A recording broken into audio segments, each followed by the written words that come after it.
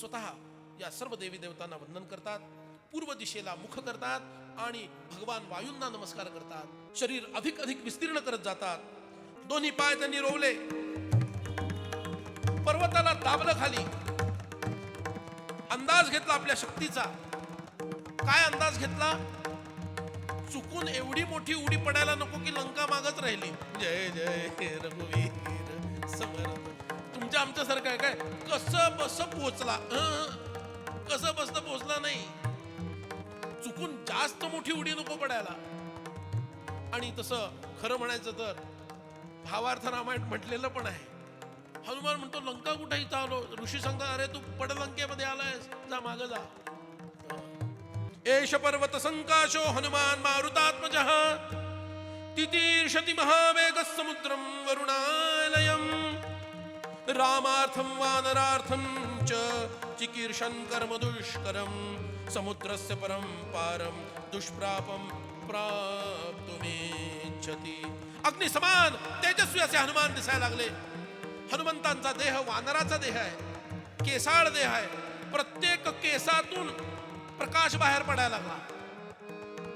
वाल्मिकींनी दिले प्रत्येक केसातून प्रकाश बाहेर पडतो. अत्यंत तेजस्वी असे हनुमान दिसतात आणि एखाद्या अग्नीच्या गोळ्यासारखे ते दिसायला लागले. इतके भयंकर तेजस्वी. दुधिवे च रोमाणि च कंपे चानलोपमः ननाद च महानादं सुमहानिवतो यदः. महारुद्र हनुमान की जय. जय जय रघुवीर समर्थ. हनुमंताने भुभुक्कार केला.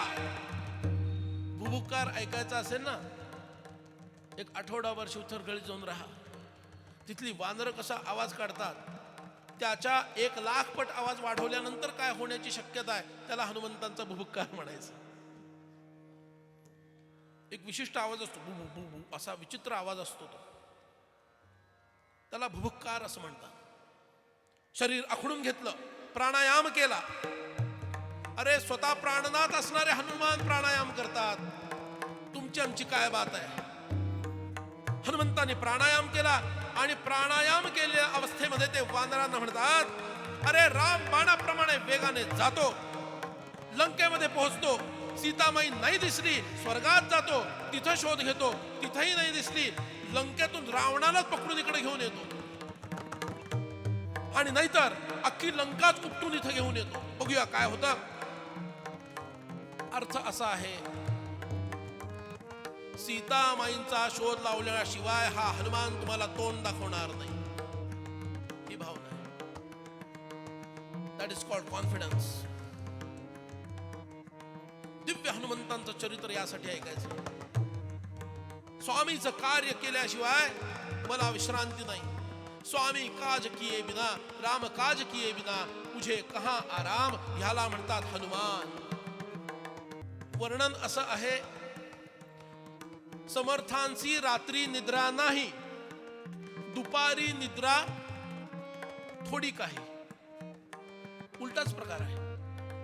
दुपारी निद्रा थोडी म्हणजे काय, वामकुक्षीपुरती एक मुहूर्त, आणि त्याला निद्रा म्हणत नाहीत.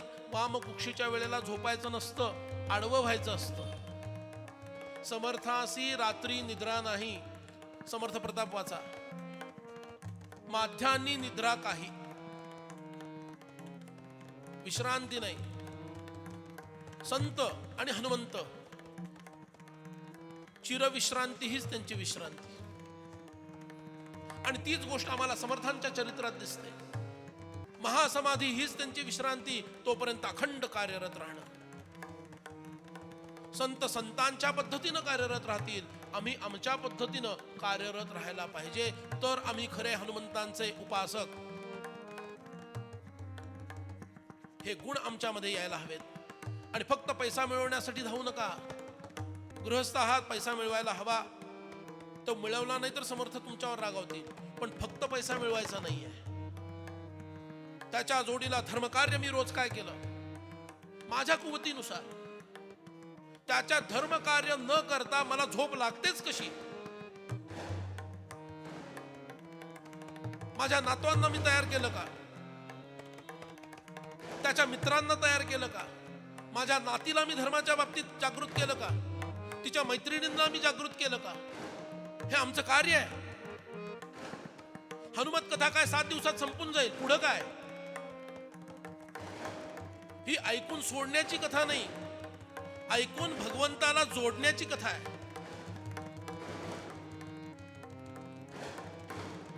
आता विश्रांती नाही.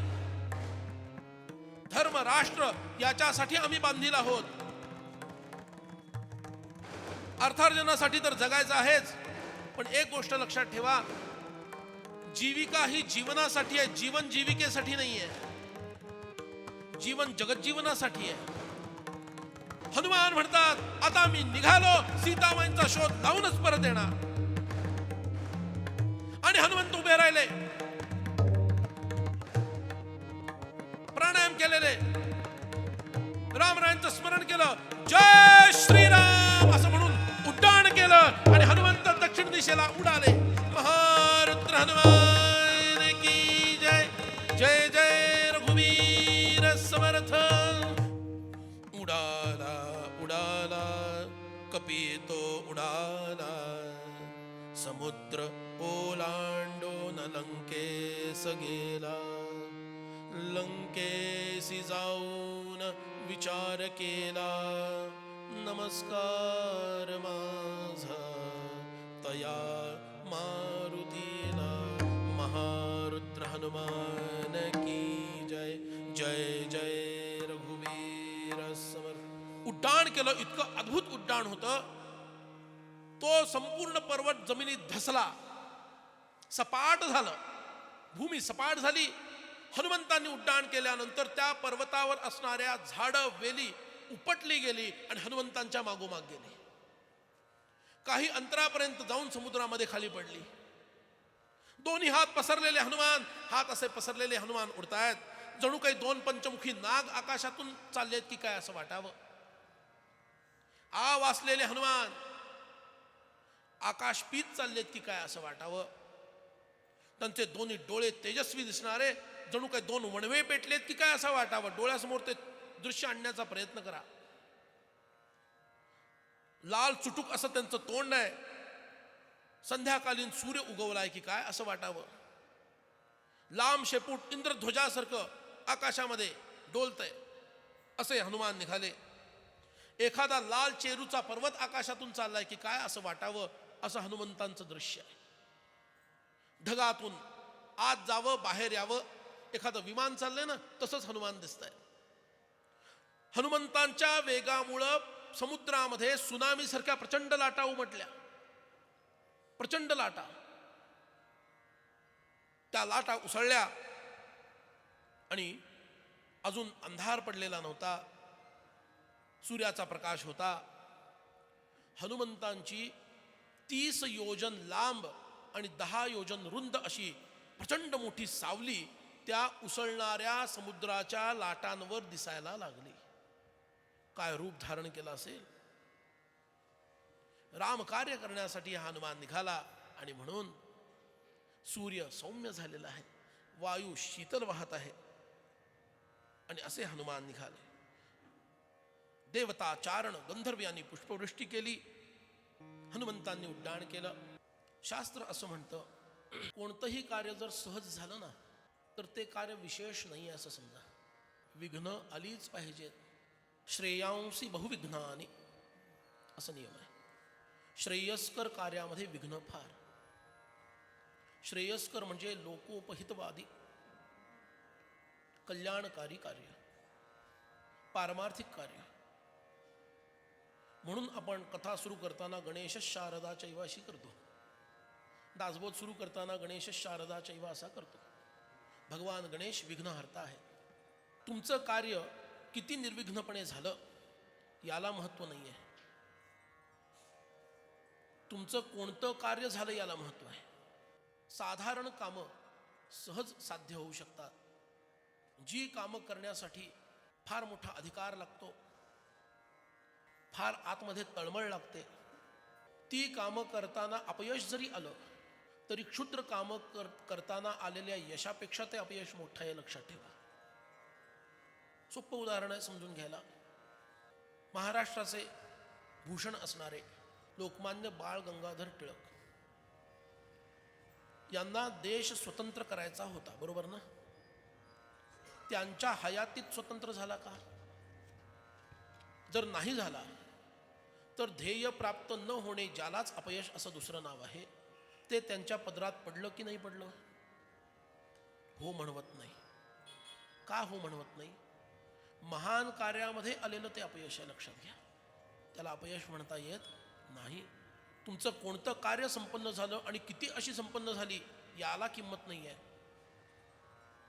कोणतं कार्य तुम्ही हातात घेतलं याला महत्व आहे.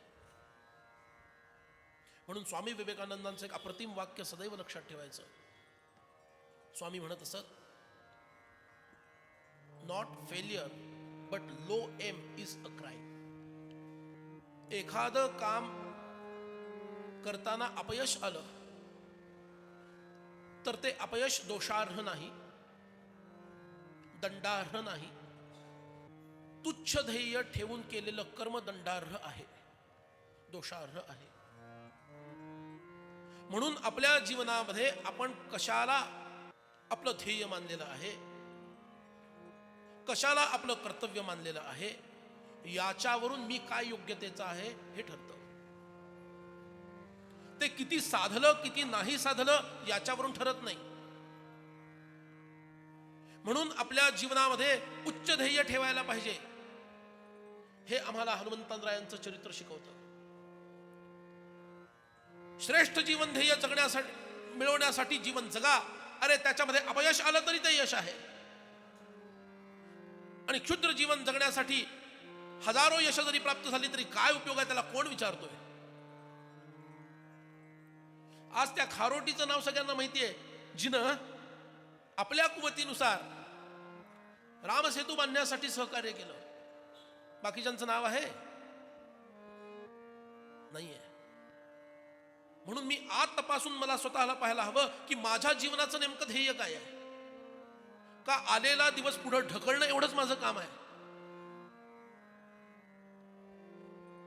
प्रत्येकाने याचा विचार करावा.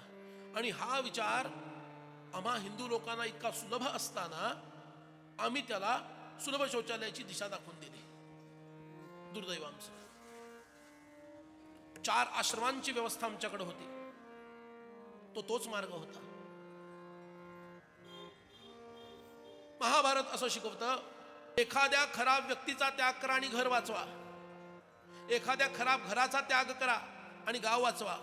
एखाद्या खराब गावाचा त्याग करा आणि राज्य वाचवा. एखाद्या खराब राज्याचा त्याग करा आणि देश वाचवा. आणि आत्मप्राप्तीसाठी जगाचा त्याग करायला तयार व्हा. याचा अर्थ असा की आत्म्याची प्राप्ती हे सर्वोच्च ध्येय आम्हाला सांगून ठेवलं. त्याच्यासाठी मनुष्य जन्म आहे हे आम्हाला सांगितलं आणि आम्ही विसरून गेलो. आमचं कर्तव्य विसरलो, जीवनाचं ध्येय विसरलो. आणि इथं या हिंदू समाजाचा फार मोठा ऱ्हासाचा काळ सुरू झाला. हनुमान कथा यासाठी ऐकायची की आम्ही जीवन जगावं कसं हे आम्हाला कळावं, आमची ध्येय निश्चिती काय हवी हे आम्हाला कळावं. म्हणून आज शांतपणे आपल्या घरी झोपायला जायच्या आधी बसावं डोळे मिटून, मारुतीरायांचं स्मरण करावं आणि म्हणावं, आधी तपासावं स्वतःला, मी का जगत आहे, माझं जीवनातलं ध्येय काय आहे. ध्येयच नसेल तर परिस्थिती बिकट आहे. You are in ICU. ध्येय असेल पण ते क्षुद्र असेल तर पुनर्विचार करण्याची गरज आहे. आणि जर ध्येय उच्च असेल तर भगवंताची कृपा आहे असं समजा आणि ते ध्येय प्राप्त करण्यासाठी दिवस रात्र एक करा. हे मारुतीराय आपल्या चरित्रातून आम्हाला शिकवत आहे. महारुद्र हनुमान की जय. जय जय रघुवीर समर्थ. हनुमंतांनी उड्डाण केलं, वेगात पुढे निघाले. मगाशी म्हटल्याप्रमाणे विघ्नांची शृंखला सुरू झाली. कोणतंही महान कार्य विघ्नांच्या शिवाय संपन्न होत नाही. हनुमान उड्डाण करतायत, रामरायांचं स्मरण करत पुढे निघालेले आहेत आणि अचानक त्या समुद्रातून एक सुळका बाहेर आला. ज्याला मारुतीरायांचा पुळका होता, असा हा सुळका अचानक बाहेर आला. हनुमंतांना दिसतं काहीतरी विघ्न येत आहे. ते खरं विघ्नच होतं, पण गोड विघ्न होतं. विघ्न गोड पण असतं बरं का, विघ्न गोड पण असतं, तेच धोकादायक असतं. संसाराचं विघ्न तसंच आहे. नव्हे सार संसार हा घोर आहे, कारण तो गोड आहे. गोड आहे म्हणून विष प्यायचं का हो? इतकं गोड आहे सांगतो तुम्हाला, एकदा पिऊनच बघा. फक्त खाली वाचा पॉइझन. पिणार? याच्यासारखं गोड दुसऱ्या जगात काहीच नाही, इतकं टेस्टी आहे. प्यायचं का? समर्थांना संसाराला घोर यासाठी म्हणावं वाटलं, कारण असा तो गोड आहे पण पॉइझन आहे. हे पण विघ्न आलंय, ते गोड विघ्न आलेलं आहे.